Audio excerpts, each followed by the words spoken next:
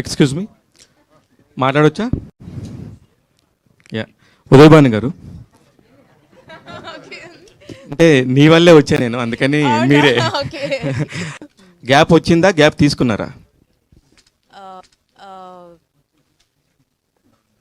తీసుకోలేదండి ఎప్పుడు.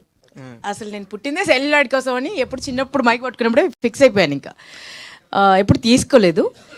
నా దాకా మంచి యూనో ఓకే అని చెప్పేంత స్క్రిప్ట్స్ రాలేదు. చాలా వస్తూనే ఉన్నాయి, బట్ నేను ఓకే అని చెప్పేంత స్క్రిప్ట్స్ రాలేదండి.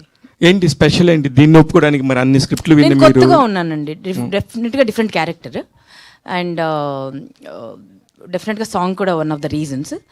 అండ్ పోర్ట్రే చేసే విధానము అండ్ వారు కన్సీవ్ చేసిన విధానము నన్ను కన్విన్స్ చేసింది.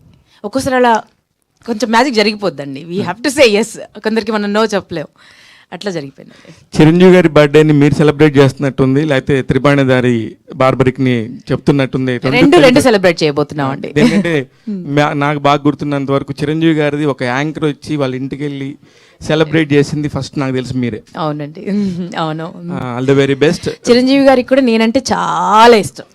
నన్ను అప్రిషియేట్ చేస్తూ నాకు ఫోన్లు చేసి నన్ను మెచ్చుకుని నాకు నా ఫస్ట్ ఫోన్ గిఫ్ట్ చేసింది నాకు మెగాస్టార్ చిరంజీవి గారే. సూపర్. యూనో ఇవన్నీ ఎవరికి చెప్పలేదు, బట్ యూనో వారితో యూనో తర్వాత ఇప్పుడు చెప్పొచ్చు. బట్ ఇంతకాలానికి యూనో మెగాస్టార్ చిరంజీవి గారి బర్త్డే రోజు మా సినిమా రిలీజ్ అవుతున్నందుకు చాలా ఇది ఒక ఫెస్టివల్ లా ఉందండి నాకైతే. సూపర్.